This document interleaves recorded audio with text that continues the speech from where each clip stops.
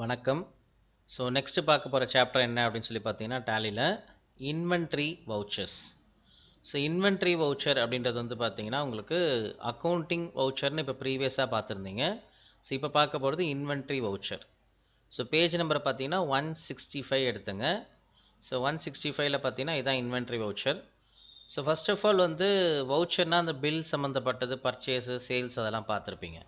So inventory அப்படின்னாலே என்னதுன்னா stocks.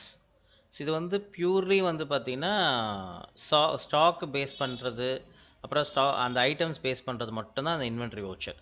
இதுக்கும் உங்களுக்கு அக்கௌண்டிங் வவுச்சருக்கும் சம்மந்தம் கிடையாது. இது வந்து அஃபெக்டும் பண்ணாது.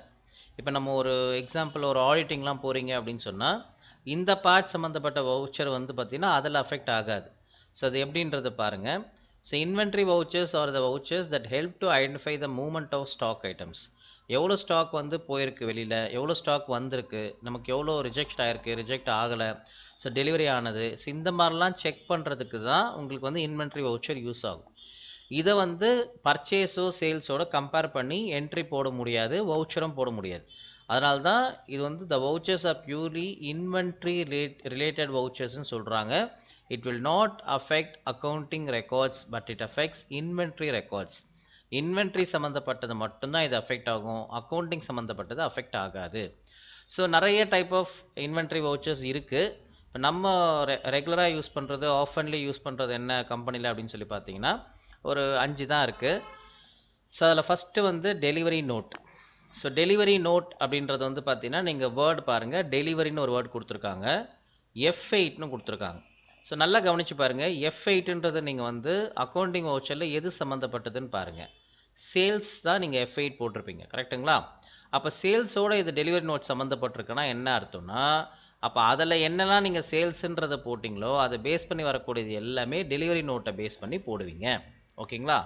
இதுக்கு ஷார்ட்கட் கீ வந்து அங்கே F8 யூஸ் பண்ணிங்க, அப்புறம் கிரெடிட் நோட்டுக்கு வந்து கண்ட்ரோல் யூஸ் பண்ணிங்க. இப்போ இந்த இடத்துல என்ன பண்ணுறாங்கன்னா ஆல்ட் அப்படின்ற பார்ட்டை யூஸ் பண்ணுறாங்க. ஸோ டெலிவரி நோட்டோட ஷார்ட்கட் கீ என்னென்னா ஆல்ட்டு ப்ளஸ் F8 அப்படின்னு சொல்லுவாங்க. டெலிவரி பண்ணும்போது நம்ம ஒரு கம்பெனிக்கோ இல்லை ஒரு பில்டிங் ஷாப்போ ஏதோ ஒரு இடத்துல போயிட்டு மெடிக்கல் ஷாப்புக்கோ நீங்கள் டெலிவரி பண்ணும்போது அதுக்கு ஒரு சலான் மாதிரி எழுதி கொடுப்பாங்க. அந்த ரெசிப்ட், அந்த சலான் பேர் தான் டெலிவரி நோட் அப்படின்னு சொல்லுவாங்க. ஸோ அதே மாதிரி வந்து பார்த்தீங்கன்னா ரெசிப்ட். ஸோ ரெசிப்ட் எது சம்மந்தப்பட்டதுன்னா பர்ச்சேஸ் சம்மந்தப்பட்டது. ஸோ டெலிவரி எது சம்மந்தப்பட்டது, சேல்ஸ் சம்மந்தப்பட்டது. ஸோ டெலிவரி பண்ணுறீங்க அப்படின்னு சொன்னால் அதுக்கு ஆல்ட் ப்ளஸ் F8 கொடுத்துட்டு இந்த வவுச்சர் யூஸ் பண்ணுவீங்க, இன்வென்ட்ரி வவுச்சரு. அதுவே வந்து பார்த்தீங்கன்னா பர்ச்சேஸ் சம்மந்தப்பட்டது எதுன்னு பார்த்தீங்கன்னா ஆல்ட் ப்ளஸ் F9. அங்கே எப்படி யூஸ் பண்ணீங்க, F9 அப்படின்றது பர்ச்சேஸ் யூஸ் பண்ணீங்க. இது வந்து ரெசிப்ட் நோட் அப்படின்றது வந்து பார்த்தீங்க அப்படின்னு சொன்னால் ஆல்ட் ப்ளஸ் F9 அப்படின்னு சொல்லுவாங்க. அதை பேஸ் பண்ணி யூஸ் பண்ணுறீங்க. ஸோ அப்போ ரெசிப்ட் நோட் வந்து பர்ச்சேஸ் சம்மந்தப்பட்டது, டெலிவரி நோட் வந்து பார்த்தீங்கன்னா சேல்ஸ் சம்மந்தப்பட்டது. ரெண்டுமே வந்து இன்வென்ட்ரி பேஸ் பண்ணி தான் வருமே கட்டி அக்கௌண்டிங் பேஸ் பண்ணி கிடையாது. சரி, ஃபைன். நெக்ஸ்ட்டு பார்த்தீங்கன்னா ரிஜெக்ஷன் இன். ரிஜெக்ஷன் இன் அப்படின்னா எது சார் அப்படின்னு சொல்லி பார்த்தீங்கன்னா, இப்போ நீங்கள் ஒரு சேல் பண்ணுறீங்க, சேல் பண்ண ப்ராடக்ட் வந்து என்ன ஆகுது, மறுபடியும் ஏதாவது இஷ்யூ ஆகிட்டு உங்களுக்கு டேமேஜில் திரும்பி ரிட்டர்ன் கொடுக்குறாங்க அப்படின்னா நம்ம டெலிவரி பண்ணுறோமா, பொருள் வெளியில் போதா? இப்போ பொருள் வெளியில் போகும்போது டேமேஜ் ஆகிடுச்சா, அப்போ டேமேஜ் ஆன பொருள் திரும்பி நம்மக்கிட்டே வருதா? So that is called rejection in அப்படின்னு சொல்லுவாங்க. இதுக்கு ஷார்ட்கட் கீ வந்து கண்ட்ரோல் ப்ளஸ் F6. ஸோ இது வந்து ரெசிப்டை பேஸ் பண்ணி வருது அப்படின்னு அந்த இது கிடையாது. ரிஜெக்ஷன் இன்னுக்கு ஷார்ட்கட் கீ வந்து பார்த்தீங்க அப்படின்னு சொன்னால் கண்ட்ரோல் ப்ளஸ் F6. அப்போ டெலிவரி நோட்டுன்றது சேல்ஸ் சம்மந்தப்பட்டது, சேல்ஸ்க்கு அந்த டெலிவரி நோட்டோட ஷார்ட்கட் கீ வந்து ஆல்ட் ப்ளஸ் F8. ரிஜெக்ஷன் இன் வந்து பார்த்தீங்க அப்படின்னு சொன்னால் இது எது சம்மந்தப்பட்டதுன்னு பார்த்தீங்கன்னா கண்ட்ரோல் ப்ளஸ் F6. ஸோ அப்போ எப்போ ரிஜெக்ட் ஆகும் அப்படின்னா டெலிவரி பண்ண ப்ராடக்ட் வந்து ஏதாவது மிஸ்டேக் ஆகிடுச்சு, டேமேஜ் ஆகிடுச்சுன்னா திரும்பியும் கொண்டு வந்து கொடுத்துட்டாங்கன்னா அது பேர் ரிஜெக்ஷன் இன். ஏன்னா நம்மக்கிட்ட தான் வருது இன்வேர்டு. ஸோ அப்போ பொருள் யார் கொடுத்தாங்களோ விற்றாங்களோ அவங்ககிட்டயே திரும்பி அந்த பொருள் மறுபடியும் வருது. ஸோ ரிஜெக்ஷன் இன் அதோட shortcut key control plus F6. ஓகேங்களா? சரி, ஃபைன். இப்போ இதுக்கு முதல்ல ஆஸ் யூஷுவல் நீங்கள் போகிற மாதிரி F11ல் போய் ஆக்டிவேட் பண்ணும். Delivery note, receipt note, rejection இன்னு, ரிஜெக்ஷன் அவுட்டு, இதெல்லாம் எங்கே இருக்கும் அப்படின்னு சொல்லி பார்த்தீங்கன்னா F11 அப்படின்ற ஃபீச்சர்ஸ்குள்ளே இருக்கும். அதுக்கு அடிஷ்னல் இன்வென்ட்ரி வவுச்சருக்குள்ளே போனீங்கன்னா யூஸ் ட்ராக்கிங் நம்பர்ஸ்ன்னு போட்டு டெலிவரி ஆர் ரெசிப்ட் நோட்ஸ்ன்னு போட்டிருக்கோம், அதுக்கு எஸ் தரணும். அதே மாதிரி use rejection inward or outward நோட்ஸ்ன்னு போட்டிருக்கும், அதுக்கும் எஸ் தரணும். சரி, இப்போ வழக்கமா நீங்க என்ன பார்த்திருப்பீங்க அப்படின்னு சொன்னா, ஒரு அக்கவுண்டிங் வவுச்சர் யூஸ் பண்ணியிருப்பீங்க. ஸோ அந்த அக்கவுண்டிங் வவுச்சர்லேருந்து இன்வென்டரி வவுச்சர் வர்றதுக்கும், இன்வென்டரி வவுச்சர்லேருந்து அக்கவுண்டிங் வர்றதுக்கும் ஒரு கீ இருக்கு, ஷார்ட்கட் கீ. அது F1. செலக்ட் கம்பெனி கிடையாது. அக்கவுண்டிங் வவுச்சர்லேருந்து இன்வென்டரி வவுச்சர் வர்றதுக்கும், இன்வென்டரி வவுச்சர்லேருந்து அக்கவுண்டிங் வர்றதுக்கும் மாறி வரும். ஸோ அதுக்கு ஷார்ட்கட் கீ நான் சொல்கிறேன். ஸோ அதான் இப்போ பார்க்க போகிறோம். இப்போ முதல்ல டேலி ஓப்பன் பண்ணிவிடுங்க. டேலி ஓப்பன் பண்ணிவிட்டு சேம் உங்கள் கம்பெனிக்குள்ளே போயிடுங்க. சாரி, இந்த மாதிரி தெரியாமல் பண்ணிட்டீங்கன்னா பண்ணுங்கள், வெளியில் வந்துட்டு ஃபஸ்ட்லேருந்து போங்க. ஸோ ஃபஸ்ட்லேருந்து போனீங்கன்னா மறுபடியும் எண்டு கீ கொடுத்து /C4300. ஓகேங்களா? சரி, இப்போ அக்கவுண்டிங் வவுச்சருக்குள்ளே போங்க. போயிட்டீங்க, இந்த ஸ்க்ரீனுக்குள்ளே வந்துட்டீங்க. இப்போது எனக்கு வந்து நான் இன்வென்ட்ரி வவுச்சருக்குள்ளே தானே போக போகிறேன். ஸோ அப்போ தெரியாமல் நான் அக்கவுண்டிங் வவுச்சருக்குள்ளே வந்துட்டு என்ன பண்ணுவீங்க, மறுபடியும் வெளியில் வந்துட்டு திரும்பி ஒன்ஸ் செகண்ட் உள்ளே போவீங்க. அதான் ஃபாலோ பண்ணுவீங்க. ஆனால் அதுக்கு பதிலாக ஒரு ஆப்ஷன் இருக்குது. என்ன அப்படின்னு சொல்லி பார்த்தீங்கன்னா, இங்கே சைடில் பாருங்கள், இன்வென்ட்ரி பட்டன்ஸ் அப்படின்னு சொல்லி போட்டிருக்கு. Alt F1 கொடுத்தீங்கன்னா இது எங்கே போய்டும்னா இன்வென்ட்ரி போய்டும். மறுபடியும் சொல்கிறேன், டேரெக்டாக இன்வென்ட்ரி வவுச்சருக்குள்ளே போனீங்கன்னா ஃபைன். இப்போ T அப்படின்னு சொல்லி கொடுத்தீங்கன்னா அந்த ஹாட் கீஸை அது கொடுத்தா டேரெக்டாக உள்ளே போய்டும். இது ஒரு பார்ட்டு. அப்படி இல்லை சார், நான் வந்து அக்கவுண்டிங் வவுச்சருக்குள்ளே இருக்கேன் சார், நான் எப்படி சார் இன்வென்ட்ரிக்குள்ளே வரணும் அப்படின்னு சொல்லி பார்த்தீங்கன்னா, Alt + F1 இதை போட்டிருக்குங்களா, ஒரு கோடு போட்டிருந்தா ஆல்ட்டுன்னு சொல்லியிருந்தேன். Alt + F1 புரியுதுங்களா? சரி, இதுவே நான் இதிலேருந்து அக்கவுண்டிங் வவுச்சருக்கு போகணும் அப்படின்னா வெறும் F1. ஸோ டிஃப்ரென்ஸ் பாருங்கள், அக்கவுண்டிங் வவுச்சர்லேருந்து இன்வென்ட்ரி வவுச்சருக்கு போகணும் அப்படின்னு சொல்லி இது அக்கவுண்டிங் வவுச்சர். இப்போ நான் இன்வென்ட்ரி வவுச்சருக்கு போகிறேன். Alt F1 மாறிடுச்சிங்களா? இன்வென்ட்ரி வவுச்சர்லேருந்து அக்கவுண்டிங் வவுச்சருக்கு போகணும். அப்போ என்ன பண்ணணும், வெறும் F1. இங்கே F1 கொடுத்தா செலக்ட் கம்பெனிலாம் ஆகாது.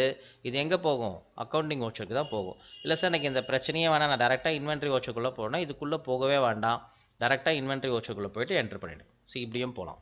ஸோ இப்போ எதை ஆக்டிவேட் பண்ணணும் அப்படின்னு சொல்லி பார்த்தீங்கன்னா, இந்த டைப் ஆஃப் வவுச்சர் நீங்கள் போடுறது, டெலிவரி நோட்டு, ரிஜெக்ஷன் இன்லாம் போடுறதுக்கு எதை ஆக்டிவேட் பண்ணணும்னா F11.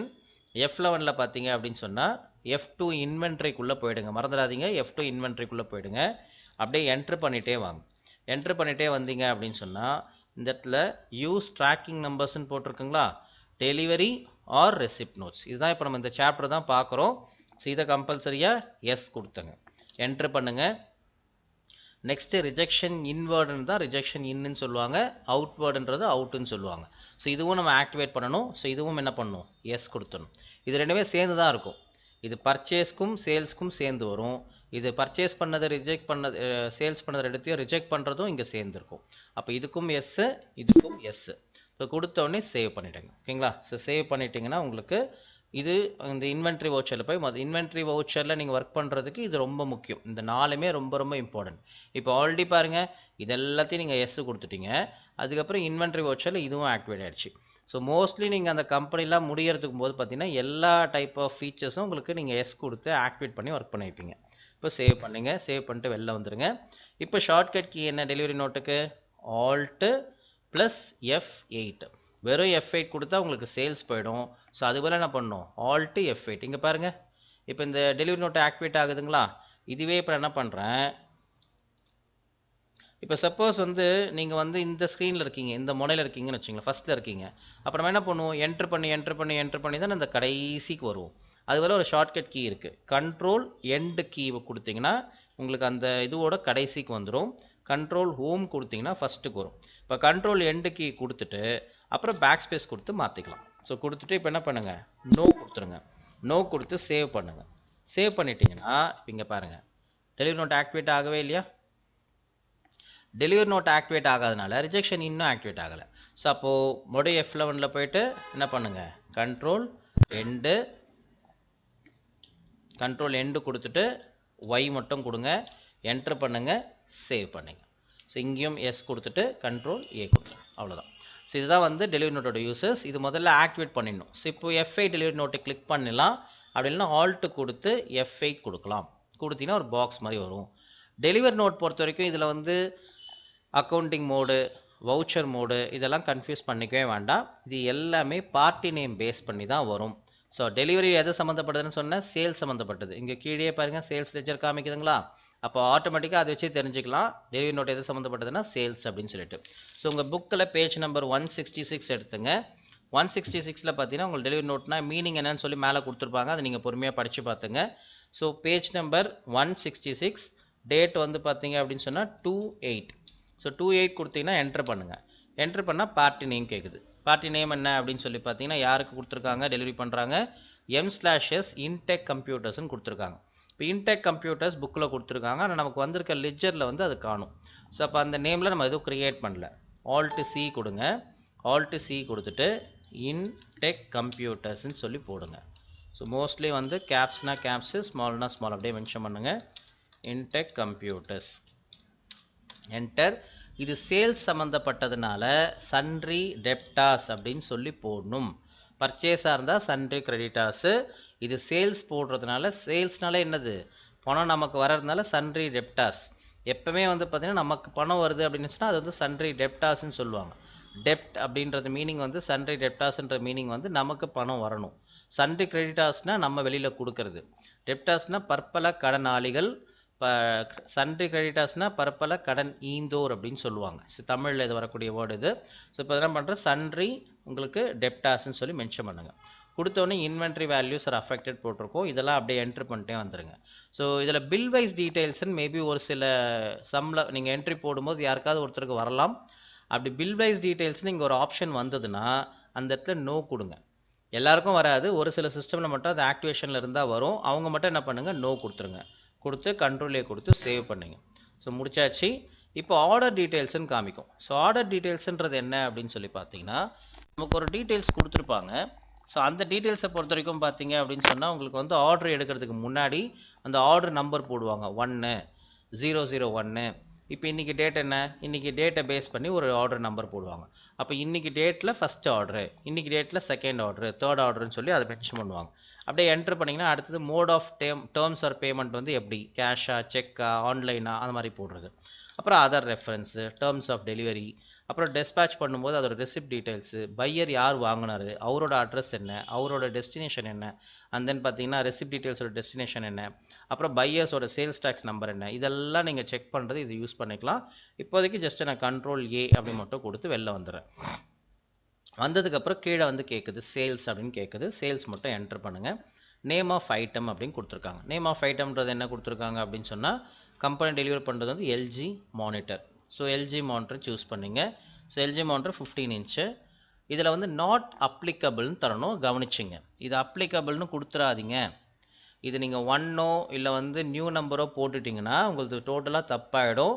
இது நாட் அப்ளிகபிள்னு கண்டிப்பாக கொடுக்கணும். நம்ம மறந்துடுவோம் இதை கொடுக்கும்போது, ஞாபகம் வச்சுங்க. ஸோ குடோனில் வந்து பார்த்தீங்கன்னா ஈஸ்ட் ஜோன் குடோன், அதை கொடுத்து என்ட்ரு பண்ணுங்கள். குவான்டிட்டி எவ்வளோ அப்படின்னு சொல்லி பார்த்தீங்கன்னா 4. ரேட் எவ்வளோன்னு சொல்லி பார்த்தீங்கன்னா 6000 போட்டிருக்காங்க. ஆக்சுவலாக 5100 ருபீஸ் தான் வருது, ஆனால் 6000 ருபீஸ் போடுறாங்க. நம்ம ஆல்ரெடி ஃபிக்ஸ் பண்ணது முதல்ல. இப்போதைக்கு வந்து இந்த சம் போடுறதுனால என்ன பண்ணுங்க, ஜஸ்ட்டு கொடுத்துட்டு என்ட்ரு பண்ணிவிடுங்க. ஸோ என்ட்ரு பண்ணிவிட்டு ஸோ எவ்வளோ அமௌண்ட்னா 24000. இங்கே எதனா தெரியாமல் தப்பு பண்ணிட்டீங்கன்னா திரும்பி என்னு கொடுத்தீங்கன்னா நம்பர்ஸ்ன்னு மாறும். ஸோ முடித்தோடனே திரும்பி என்ட்ரு பண்ணுங்கள். மறுபடியும் கேட்கும், மறுபடியும் எண்ட் ஆஃப் லிஸ்ட்டுன்னு கொடுக்கணும். எண்ட் ஆஃப் லிஸ்ட்டுன்னு கொடுத்துட்டு வெளில வந்துடணும். மறுபடியும் என்ட்ரு பண்ணுங்கள். ஸோ இதுதான் வந்து ஒரே ஒரு ப்ராடக்டை என்ன பண்ணுறாங்க, டெலிவரி பண்ணுறதுக்கான அந்த சலான் கொடுக்குறாங்க, அந்த நோட் எழுதுகிறாங்க. ஸோ யாருக்கு கொடுத்துருக்காங்க, இன்டெக் கம்ப்யூட்டர்ஸு. என்ன purpose, sales. Name of item கொடுத்தாச்சு, ரேட் எல்லாம் கொடுத்தாச்சு. கொடுத்து முடிச்சுட்டு என்ட்ரு பண்ணுங்கள். மறுபடியும் என்டர், மறுபடியும் என்டர். ஸோ என்ட்ரு கொடுத்த உடனே அது சேவ் பண்ணிங்க. இது ஒரு பார்ட் கம்ப்ளீட் ஆகிடுச்சு. இப்போ நெக்ஸ்ட்டு பேஜ் நம்பர் 167 அதே மாதிரி தான். ஆன் 4/8/2006 கம்பெனி டெலிவர்ட் 2 HP லேசர்னு சொல்லிட்டு HCL டெக்னாலஜி கொடுத்துருக்காங்க. HCL டெக்னாலஜி இருந்ததுன்னா நீங்கள் என்ன பண்ணிக்கலாம், அப்படியே போடலாம். HCL டெக்னாலஜி வந்து அந்த நேம் இல்லைன்னா நீங்கள் என்ன க்ரியேட் பண்ணணும், சன்ட்ரி டெப்டாஸ்க்கு கீழே க்ரியேட் பண்ணணும். ஓகேங்களா, சரி. இது வந்து டெலிவரி நோட்டு பண்ணியாச்சு. சரி, ஓகே. இது பார்த்தோன்னே இது டெலிவரி நோட்டுன்னு எப்படி தெரியுது, அது எப்படி நீங்கள் செக் பண்ணுவீங்க டிரான்சாக்ஷனை பார்த்தோன்னே? ரிசீவ்ட்னா ரெசிப்ட்னு போட்டிருக்கோம், பெய்ட்னா பேமெண்ட்டுன்னு பார்த்துருப்போம். அது பார்த்தீங்கன்னா உங்களுக்கு வந்து சோல்டுனா சேல்ஸ் பார்த்துருப்போம். சேல்ஸ்லேயே வந்து ஒரு கம்பெனி பேரோ இல்லை ஒரு நேமோ இருந்ததுன்னா அது வந்து இன்வாய்ஸ் மோடுன்னு சொல்லி பார்த்துருப்பீங்க. இங்கே ரொம்ப சிம்பிள், கம்பெனி டெலிவர்டுன்னு ஒரு வேர்டு வரும். டெலிவரி நோட்டுக்கு கம்பெனி டெலிவர்டுன்னு வரும். ஆக்சுவலாக டெலிவர்டுன்னு ஒரு வேர்டு வந்தாலே நம்ம கண்டுபிடிச்சிடலாம். டெலிவர்டுன்னு வரும், ப்ளஸ் கம்பெனி டெலிவர்டுன்னு ஒரு வேர்டும் கொடுத்துருப்பாங்க. ரெண்டுத்துக்கும் அதான் மீனிங். ஓகேங்களா, ஸோ 3 சம் கொடுத்துருக்காங்க அந்த மாதிரி. டோட்டலாக வந்து பார்த்தீங்கன்னா உங்களுக்கு 168 பேஜ் நம்பரில் ஒரு கரெக்ஷன் இருக்குது. என்ன அப்படின்னு சொல்லி பார்த்தீங்கன்னா, mister Raju company delivered 40 numbers of Logitech mouse, 25 numbers of optical mouse. The fixed cost for rupees is வந்து 4715 கொடுத்துட்டாங்க. அந்த அமௌண்ட் தப்பு. ஏன் அப்படின்னு சொன்னால் அந்த அமௌண்ட் வராது. ஏன்னா 40 நம்பர் வந்து லாஜிடெக் மவுஸ் விற்கிறாங்க, 25 நம்பர் வந்து ஆப்டிக்கல் மவுஸ் விற்கிறாங்க. ரெண்டுத்துக்கும் நீங்கள் ஆட் பண்ணிங்கன்னா அந்த அமௌண்ட் வராது. உங்களுக்கு எவ்வளோ அந்த 40 நம்பர்ஸ்க்கு எவ்வளோ டிஃபால்ட்டாக செல்லிங் ப்ரைஸ் எவ்வளோ போட்டிருக்குமோ அதை பண்ணுங்கள். 25 நம்பர்ஸ் எவ்வளவோ அதை பண்ணுங்கள். ஓகேங்களா? அதை பண்ணி உங்களுக்கு காஸ்ட் ப்ரைஸ் வந்து 4750 கிடையாது. அது கன்சிடர் பண்ண வேண்டாம். ஈஸ்ட் சோன் குடோன் வச்சு போட்டுங்க. சரி, இது முடிஞ்சிச்சு.